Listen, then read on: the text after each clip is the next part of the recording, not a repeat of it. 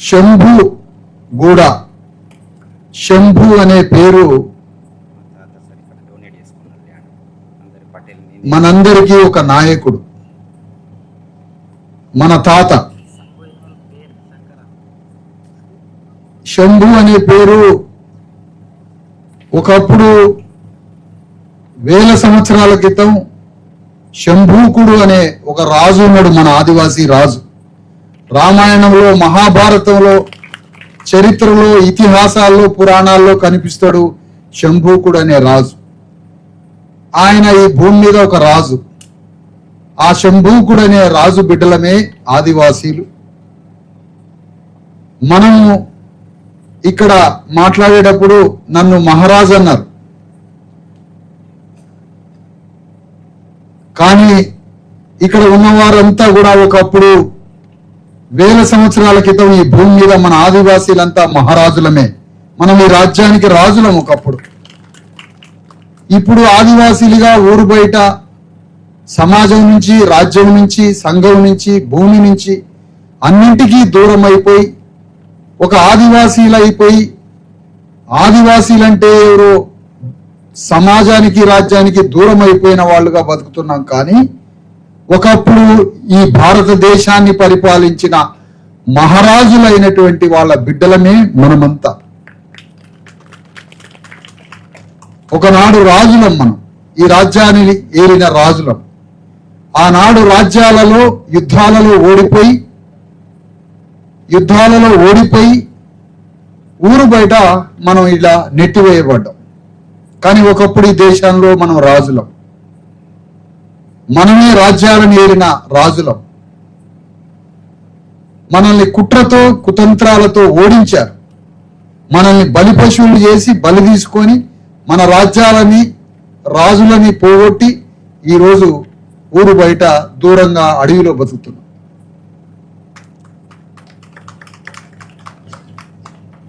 తెలంగాణ గడ్డ మీద, తెలంగాణ రాష్ట్రంలో మా భూమి రథయాత్ర అనే పేరుతో 1,00,000 కిలోమీటర్ల మా భూమి రథయాత్ర అనే పేరుతో తెలంగాణ గడ్డ మీద బాబాసాహెబ్ అంబేద్కర్, రాజ్యాంగ నిర్మాత బాబాసాహెబ్ అంబేద్కర్ జయంతి ఏప్రిల్ 14న ఆదిలాబాదు పట్టణం నుండి మా భూమి రథయాత్ర 1,00,000 కిలోమీటర్ల రథయాత్రని ప్రారంభించడం జరిగింది.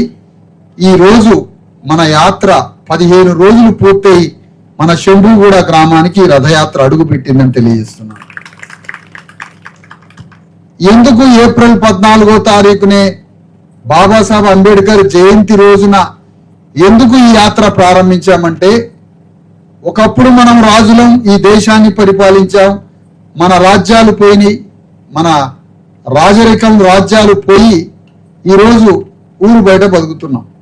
మళ్ళీ మనల్ని రాజులను చేయడానికే బాబాసాహెబ్ అంబేద్కర్ భారత రాజ్యాంగం రాసి మనల్ని రాజులుగా మార్చాలని అంబేద్కర్ యుద్ధం చేసిండు. కాబట్టి ఆ అంబేద్కర్ జయంతి రోజునే ఈ రథయాత్ర ప్రారంభించడం జరిగింది.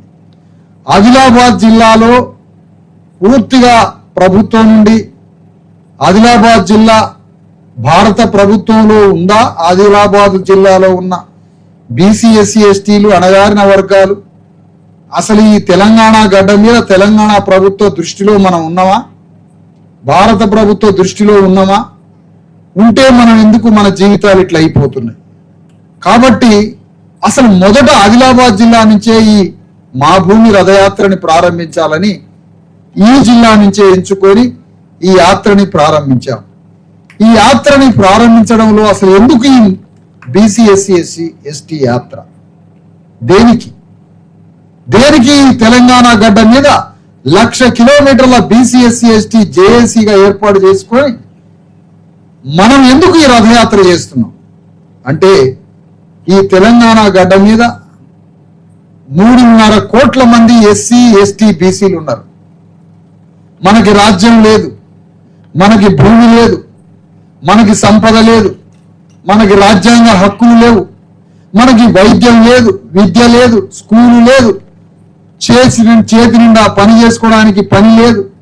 అన్ని విషయాల్లో దూరం అయిపోయి బతుకుతున్న మనం మన రాజ్యాంగ హక్కులని కాపాడుకొని రాజ్యాంగం ఇచ్చినటువంటి మన హక్కుల కోసం పోరాడుతూ అంతిమంగా ఈ తెలంగాణ గడ్డని, భారతదేశాన్ని మనమే పరిపాలించాలి అనే ఒక ఉద్దేశంతో ఈ తెలంగాణ గడ్డ మీద, ఇంత పెద్ద తెలంగాణ గడ్డ మీద 1,00,000 కిలోమీటర్ల రథయాత్రని మా భూమి అనే పేరుతో రథయాత్రకు ఒక పేరు పెట్టడం జరిగింది. దాని పేరు మా భూమి. అంటే ఇది మన భూమి, ఈ భూమి మాది, ఈ భూమి ఎవరిదో కాదు, మా రక్తంతో తడిచిన నేల ఇది. మా చెమటతో మా రక్త మాంసాలు కరిగించి ఈ దేశ సంపదను సృష్టించి భారతదేశ భూమిని కాపాడి ఈ దేశ భూమి మీద పంటలు పండించి సంపద సృష్టించి ఈ దేశాన్ని కాపాడుతూ, ఈ భూమిని కాపాడుతూ మా రక్త మాంసాలతో ఈ దేశాన్ని, తెలంగాణ గడ్డని, సంపదను సృష్టిస్తున్నటువంటిది మీరే. కాబట్టి ఈ భూమి మాది అని మా భూమి పేరుతో రథయాత్రని చేస్తున్నాం తెలంగాణ గడ్డ మీద. అందుకని అసలు ఈ భూమి ఇప్పుడు ఎవరి చేతిలో ఉంది? ఈ రాజ్యం ఎవరి చేతిలో ఉంది? 100కి 10 మంది లేని, 100కి 10 మంది లేని రెడ్డి రావుల చేతిలో ఈ తెలంగాణ రాజ్యం వాళ్ళ చేతిలో ఉంది. రెడ్డి రావులు అగ్రకులాలంతా కలిపితే 100కి 10 మంది లేరు. మనం 100కి 90 మంది ఉన్నాం. 100కి 90 మంది ఉన్న వారి చేతిలో భూమి లేదు, రాజ్యం లేదు, సంపద లేదు, విద్య లేదు, వైద్యం లేదు, ఏమీ లేదు. కానీ 100కి 10 మంది లేరు. 10 మంది లేని ఒక అగ్రకులాలైన రెడ్డి వెలమ దొరల చేతిలో ఇవాళ తెలంగాణ రాజ్యం ఉంది, వైద్యం ఉంది, విద్య ఉంది, సంపద ఉంది.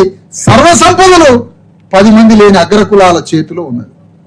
కాబట్టి ఇవాళ మనకి ఈ పేదరికం, కాబట్టి ఇవాళ ఈ దరిద్రం మనకి, కాబట్టి మనకి విద్య లేదు, వైద్యం లేదు, చేతి నిండా పని లేదు, రాజ్యం లేదు, అన్ని కోల్పోయి సర్వనాశనం అయిపోయి ఈరోజు దుఃఖంతో, బాధతో, కన్నీళ్లతో మన బిడ్డల్ని ఏమి చేసుకోలేక, వాళ్ళకు ఉపాధి లేక, చేతి నిండా పని లేక, రాజ్యం లేక అన్ని కోల్పోయి ఇలా బతుకుతున్నాం మనం అణగారిన వర్గాలు. అందుకని నేనేమంటున్నానంటే ఓట్లన్నీ మనవి, శ్రమ మనది, సంపదను సృష్టించేది మనం, రక్తం చిందించి దేశంలో సంపద సృష్టిస్తున్నది మనం. ఆదివాసీలు, భూమి పుత్రులైన బీసీ, ఎస్సీ, ఎస్టీలు ఈ దేశంలో మనం లేకపోతే అసలు ఈ దేశమే లేదు. అలాంటి మనం ఈరోజు ఎందుకు ఎరగబడిపోయినాం అంటే మనల్ని ఈ రాజ్యం గుర్తించట్లేదు, మన శ్రమను గుర్తించట్లే, మనల్ని ఓట్ల కోసం వాడుకుంటారు, మనతో ఓట్లు వేయించుకుంటారు, మనతో పని చేయించుకుంటారు. ఒక రైల్వే నిర్మాణం చేయాలంటే ఆదివాసీలు కావాలి, ఈ దేశ బీసీ, ఎస్సీ, ఎస్టీలు కావాలి. ఒక రోడ్డు వేయాలంటే బీసీ, ఎస్సీ, ఎస్టీలు కావాలి. ఒక ప్రాజెక్టు కట్టాలంటే బీసీ, ఎస్సీ, ఎస్టీలు కావాలి. ఈ దేశంలో ఏ ధైర్య సాహసాలతో పనిచేయాలన్నా మనం కావాలి. కానీ రాజ్యం మీద, సింహాసనం మీద రాజుగా కూర్చొనే అర్హత మాత్రం మనకు లేదట. మన ఓట్లు కావాలట, కానీ తెలంగాణ ముఖ్యమంత్రి సింహాసనం మాత్రం మనకి ఇయ్యరట. ఎందుకు ఇయ్యరు? కాబట్టే అంబేద్కర్ ఓట్లన్నీ మన చేతిలో ఓటరే గండ్రగొడ్డలు పెట్టి ఇన్ని వేల సంవత్సరాలు మనకి రాజ్యం లేదు, భూమి లేదు, సంపద లేదు, కాబట్టి ఈ రాజ్య సింహాసనాన్ని మీరే చేజెక్కించుకోండి అని ఎస్సీలు, ఎస్టీలు, బీసీలంతా ఒక్కటై ఈ దేశ రాజ్యాన్ని మీరే పట్టుకోమని అంబేద్కర్ భారత రాజ్యాంగంలో మనకి ఓటనే ఒక ఖడ్గం మన చేతిలో పెట్టిండు అంబేద్కర్. ఆ ఖడ్గంతో యుద్ధం చేసి రాజ్యం తెచ్చుకోండి అని అంబేద్కర్ భారత రాజ్యాంగం రాసిచ్చిండు మనకి. కానీ మళ్ళీ మన చేతికి వచ్చిన ఓటు అనే ఖడ్గాన్ని అనేక మాయ మాటలు, దోపిడీ మాటలు చెప్పి మన చేతిలో ఉన్న ఓటు అనే ఆయుధాన్ని కూడా తీసేసుకున్నారు. అట్లా మళ్ళీ నశించిపోయినమ్మా. అందుకని ఈరోజు తెలంగాణ గడ్డ మీద ఎస్సీలు, ఎస్టీలు, బీసీలు అందరు కలిస్తే 90 మంది ఉన్నాం.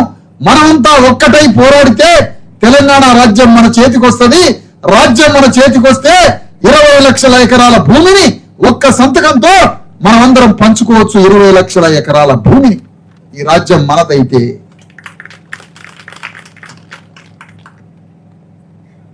ఈ గ్రామంలో హాస్పిటల్ లేదు, శంభుగూడలో హాస్పిటల్ లేదు. శంభుగూడలో ఇంగ్లీష్ మీడియంతో ఒక అద్భుతమైనటువంటి ఒక స్కూల్ లేదు, ఒక దవాఖాన లేదు, ఒక చేతి నిండా పని లేదు. దేనికి కారణం ఏంటి? ఒక చైనా పోదాం పక్కన, ఇక్కడ నుంచి 1200 కిలోమీటర్లు పోతే చైనా వస్తుంది, 1500 కిలోమీటర్లు పోతే చైనా లోపలికి వెళ్ళిపోతాం. ఇలాంటి గ్రామాలు ఉంటాయి, గుట్టలలో అడవులో చైనాలో గ్రామాలు ఉన్నాయి. మనలాంటి గ్రామాలే ఒక్క 1500 కిలోమీటర్లు నడిస్తే సరిపోతుంది. అలాంటి చైనాలో ఇలాంటి గ్రామాలలో ఇలాంటి ఆడవాళ్ళు అందరూ ఒక దగ్గర కూర్చొని కంప్యూటర్లు తయారు చేస్తున్నారు. ఆడవాళ్ళంతా కలిసి,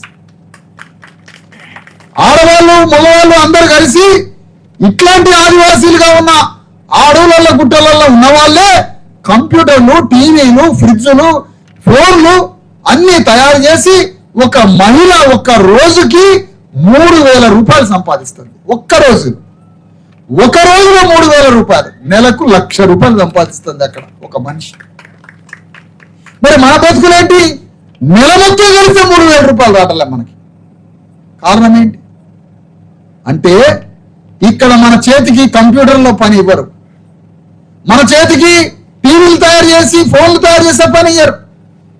అక్కడ ఒక మహిళ 100,000 గ్రామాలు, లక్షల గ్రామాలు ఉన్నాయి అక్కడ. భారతదేశంలో 6 లక్షల గ్రామాలు ఉన్నట్టే అక్కడ 10 లక్షల గ్రామాలు ఉన్నాయి.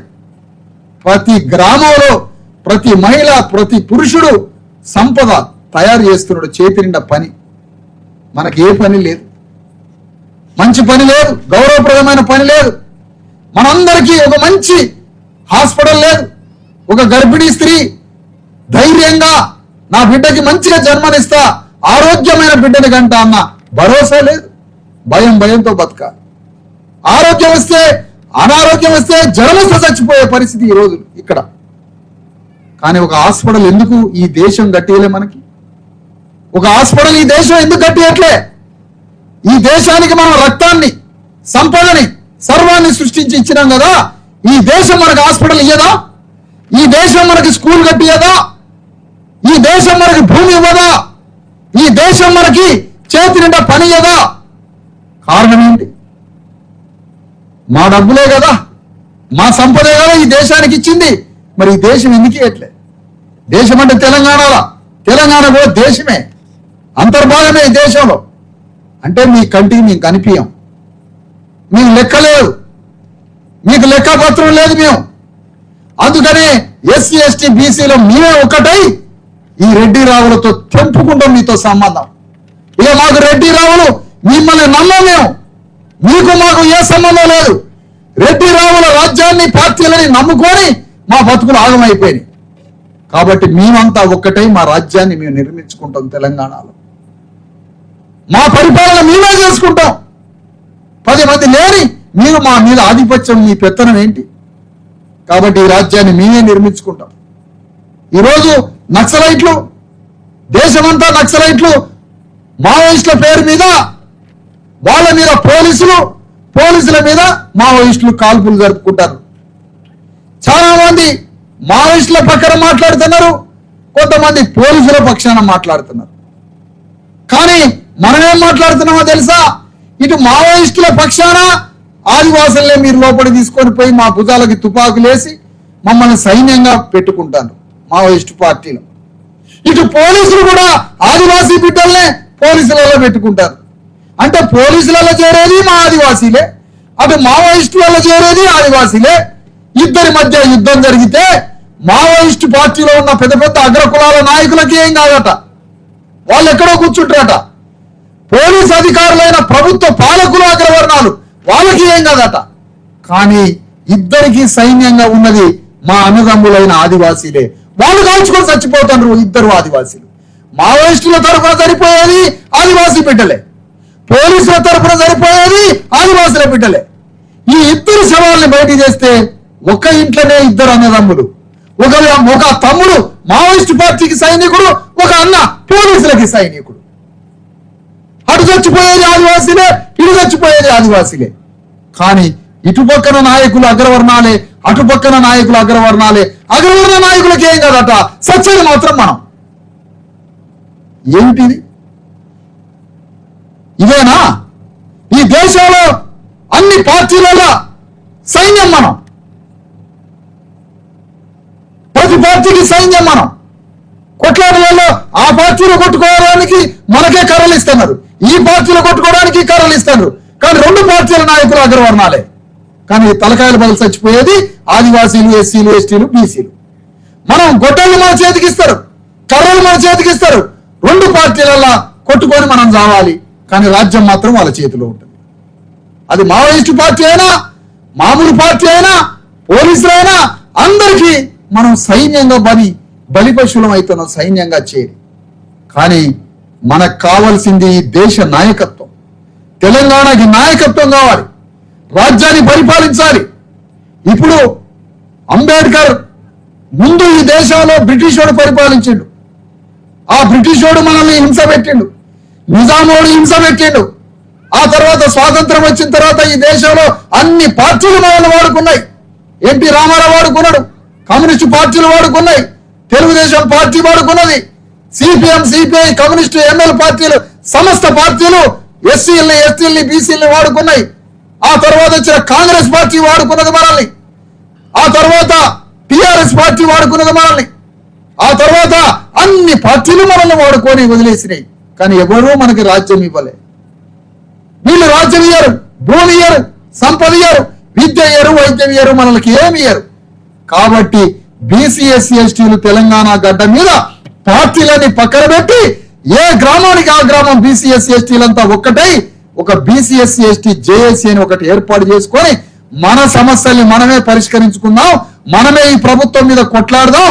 మనకి ఏ పార్టీలో అవసరం లేదు. ఆ జెండాలని బొందల పడేసి మన బీసీ, ఎస్సీ, ఎస్టీ రాజ్యాంగపరమైన హక్కుల కోసం మనమే కొట్లాడి పోరాడి మన హక్కుల్ని సాధించుకోవడం కోసం ఈ జేఏసీ అని భారత రాజ్యాంగ హక్కులని కాపాడుకోవడానికి, రాజ్యాంగం మాకు ఇచ్చిన సమస్త హక్కుల్ని కాపాడుకోవడానికి బీసీ, ఎస్సీ, ఎస్టీ జేఏసీని ఒకటి స్థాపించి ఆ జేఏసీని మన గ్రామంలో కూడా, మన ఆదివాసీలైన మన ప్రజలలో కూడా ఆ జెండాని తీసుకొచ్చి ఇక్కడ పాతి ఈ జెండాతో ఈ ఎస్సీ, ఎస్టీ, బీసీలు మన హక్కులని కాపాడుకోవడం కోసం ఈ జెండాని ఈ ఊరికి తీసుకొచ్చి పరిచయం చేయడానికి వచ్చామమ్మా ఈ ఊరికి. ఈరోజు మేము ఎందుకు నమ్మాలి రెడ్డి రావుల్ని? రెడ్లని మేము ఎందుకు నమ్మాలి? రావుదొరలను మేము ఎందుకు నమ్మాలి? కమ్మదొరలను మేము ఎందుకు నమ్మాలి? కమ్మ, కాపు, రెడ్డి, రావుదొరలని మేము ఎందుకు నమ్మాలి? మిమ్మల్ని నమ్మబట్టే మా పని ఖతం అయిపోయింది. కాబట్టి ఇవాళ ఎస్సీ, ఎస్టీ, బీసీలని దేశవ్యాప్తంగా, రాష్ట్ర వ్యాప్తంగా చైతన్యం చేసి మా హక్కుల్ని రక్షించుకోవడానికి మేము పోరాటం బయలుదేరి. ఇవాళ అంబేద్కర్ ఆనాడు మమ్మల్ని అందరినీ లెక్క పెట్టాలని అడిగిండు ప్రభుత్వాన్ని. మా తలకాయలు లెక్క పెట్టండి అని అడిగిండు గవర్నమెంట్ని. నెహ్రూని అడిగిండు. ఈ దేశ మొట్టమొదటి ప్రధానమంత్రి నెహ్రూని అడిగిండు, మొదటి ప్రధాని నువ్వు కదా, మమ్మల్ని అందరినీ లెక్క పెట్టు. ఎస్సీలు ఎంతమంది ఉన్నారు, ఎస్టీలు ఎంతమంది ఉన్నారు, బీసీలు ఎంతమంది ఉన్నారో లెక్క పెడితే ఈ దేశంలో ప్రజాస్వామ్యానికి మూల సూత్రం. ప్రజాస్వామ్యం అంటే ప్రజలందరి యొక్క భాగస్వామ్యంతో రాజ్యం ఉండాలి. మరి భాగస్వామ్యం ఉండాలంటే ఎవరెంతమంది ఉన్నారో లెక్క పెట్టాలి, తలకాయలు లెక్క పెట్టాలని అంబేద్కర్ నెహ్రూని అడిగిండు. నెహ్రూ ఆ పని చేయలే, లెక్క పెట్టడాట. ఎందుకు లెక్క పెట్టలేదు నెహ్రూ? మనందరినీ లెక్క పెడితే 100కి 90 మంది ఉన్నామని తేలిపోతుంది. నెహ్రూ బ్రాహ్మణుడు, 1% 3% ఉన్నారు కాబట్టి రాజ్యాన్ని వదిలిపెట్టి పోవాల్సి వస్తుందని మనల్ని లెక్క పెట్టలే నెహ్రూ. ఆ నెహ్రూ తర్వాత ఏ ప్రధానమంత్రి వచ్చినా కూడా మనల్ని లెక్క పెట్టలే. నువ్వు ఎంతమంది ఉన్నావమ్మా? ఈ ఊర్లో 100 మంది ఉన్నారు, 100లో 10 మంది అగ్రవర్ణాలు ఉన్నారు, రెడ్డి, రావులు ఉన్నారు. మనం 90 మంది ఉన్నాం అనుకో. కానీ ఈ 90 మందికి భూమిని పంచాలి, 90 మందికి రాజ్యం పంచాలి, 90 మందికి సంపద పంచాలి. కాబట్టి మనల్ని లెక్క పెట్టలేదు ఈ దేశ ప్రభుత్వం. అంబేద్కర్ బతుకున్నంత వరకు అడుగుతూ వచ్చాడు, మమ్మల్ని లెక్క పెట్టండి, లెక్క పెట్టండి అని. స్వాతంత్రానికి ముందు నుంచి కూడా అడిగాడు. అప్పుడు ఈ అగ్రవర్ణాలు పండియలే బ్రిటిష్ వాళ్ళు ముందు. బ్రిటిష్ వాడిని కూడా చెడగొట్టిరు మనల్ని లెక్క పెట్టనీయకుండా ఈ అగ్రవర్ణాలు. నెహ్రూ అయిన తర్వాత ప్రధానమంత్రి అయినా కూడా మనల్ని లెక్క పెట్టలే. ఇందిరా గాంధీ కూడా లెక్క పెట్టలే మనల్ని. మొన్నటి ప్రధానమంత్రి వరకు కూడా ఎవరూ లెక్క పెట్టడానికి రాలే మనల్ని. ఈ పరిస్థితి చూసి బీజేపీ పార్టీ మీద మనం గెలవాలంటే వీళ్ళందరినీ లెక్క పెట్టాలని రాహుల్ గాంధీ లెక్క పెట్టడానికి బయలుదేరిండు కులగణన అని. తెలంగాణ గడ్డ మీద అందరినీ లెక్క పెట్టాలన్నాడు రాహుల్ గాంధీ. ఈ తెలంగాణ గడ్డ మీద మనందరినీ లెక్క పెట్టారు. లెక్క పెడితే ఎంతమంది ఉన్నావు? 100కి 80% పైన వచ్చింది. అది కూడా లెక్కలు తప్పు చేసినా 80% దాటినాం. మొత్తం అగ్రవర్ణాలు 10-20% కూడా లేరు. మరి 10-20% లేనప్పుడు మరి తెలంగాణ గడ్డ మీద సంపద మొత్తం మనకు పంచాలి కదా, మరి రాజ్యం మనకే రావాలి కదా. 10-20% లేనోడి దగ్గర భూమి ఉందని తేలిపోయింది.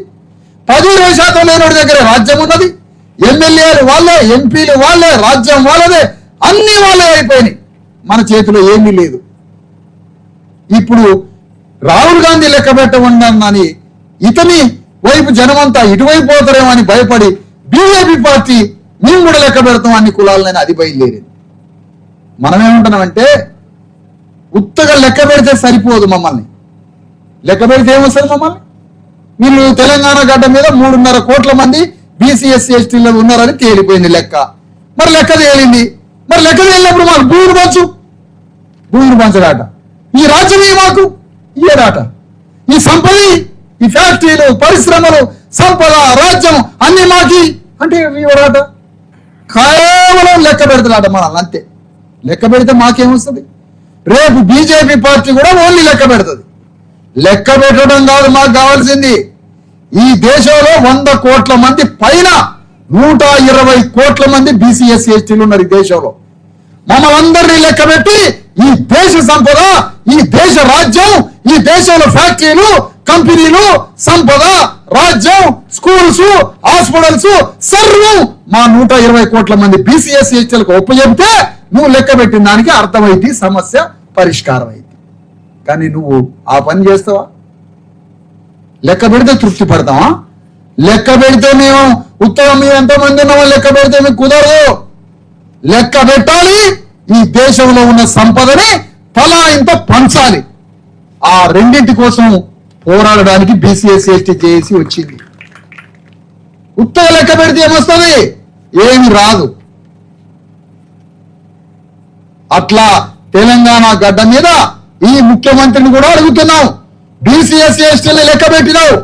ప్రజాస్వామ్యం అంటే లెక్క పెట్టాలి, గణతంత్రం అంటే లెక్క పెట్టాలి. సరే, లెక్క తేలింది. మరి 80% ఉన్నాం. మరి ఎందుకు మాకు భూమిని పంచట్లే? అంటే ఓన్లీ లెక్క పెడితే మేమన్నా మౌనంగా కూర్చుంటామా? అందుకోసం ఈ రాజ్యంలో ప్రశ్నించడానికి, మా వాటా మాకు రావడం కోసం, మాకు ఎంత సంపద రావాలో అంత రావడం కోసం ఇవాళ పోరాటం బయలుదేరిందని చెప్తా ఉన్నాం.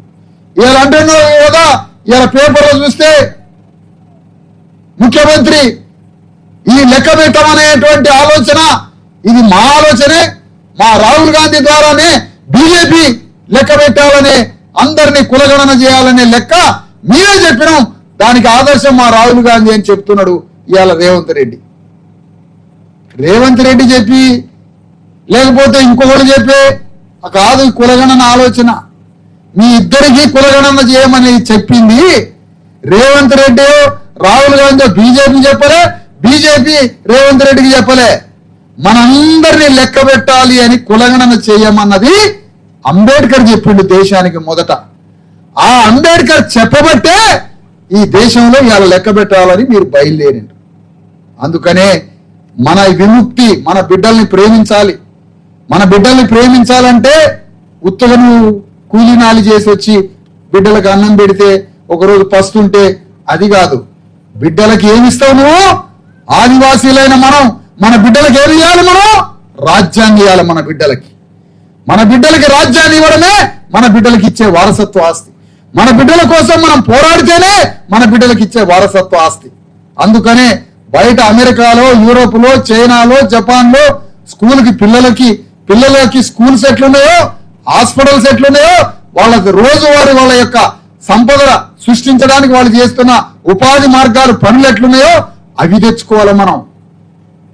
అవి సంపాదించినంత వరకు మన జీవితమే కాదు. అసలు మన జీవితమే కాదు.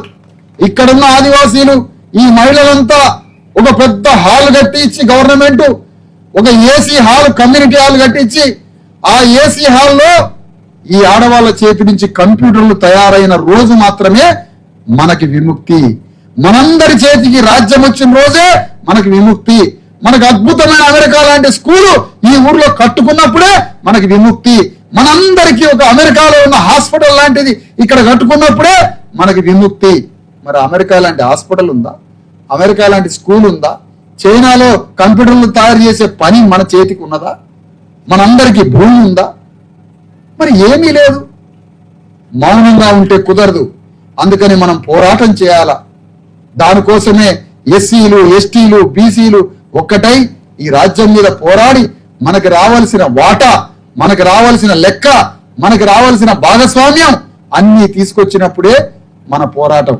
అదే అంబేద్కర్కి ఇచ్చే నివాళి, అదే కొమరం భీముకి ఇచ్చే నివాళి, అదే మన జ్యోతిరావు పూలే, గోండు, ప్రధాను, మన ఆదివాసీ రాజులైనటువంటి మొట్టమొదటి నుంచి మన పూర్వకాలంలో ఉన్న రాజులకు ఇచ్చే నివాళి ఏంటంటే మనం పోరాడాలి.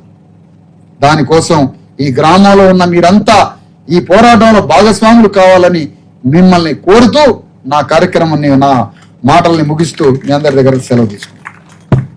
విదేశాల్లో ఉన్నత విద్యను చదువుకోవాలని అనుకుంటున్నారా? అయితే వెంటనే ఫ్లైగ్రాడ్ ఓవర్సీస్ ఎడ్యుకేషన్ కన్సల్టెన్సీని సంప్రదించండి.